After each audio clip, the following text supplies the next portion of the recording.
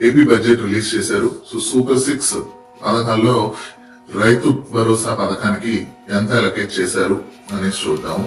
So super 6 హామీల్లో అయిన ఒక హామీ రైతు భరోసా ప్రతి రైతుకి 20,000 రూపాయలు సంవత్సరానికి ఇస్తామని హామీ ఇచ్చారు.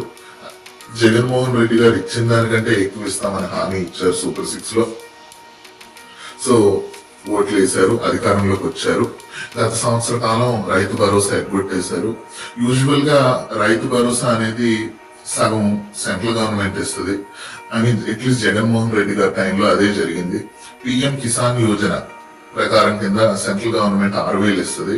జగన్మోహన్ రెడ్డి గారి గవర్నమెంట్ ఇంకో 6,000 కలుపుకొని 12,000, ఆ తర్వాత 10,000 కలుపుకొని 15,000 ఇచ్చేవారు. కూటమి గవర్నమెంట్ సూపర్ 6 హామీల్లో 20,000 ఇస్తాననింది. అయితే సెంట్రల్ గవర్నమెంట్ కూడా పిఎం కిసాన్ యోజన బడ్జెట్ ని 6,000 నుండి 10,000 పెంచారు.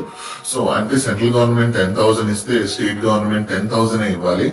లాస్ట్ 12 months ఈ పథకాన్ని ఎగ్గొట్టేశారు.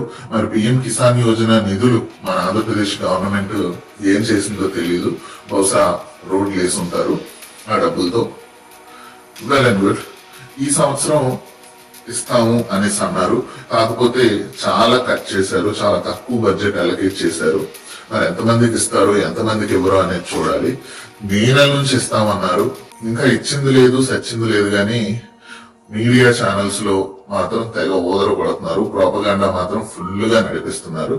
ఏం జరుగుతుందో చూడాలి. Thank you.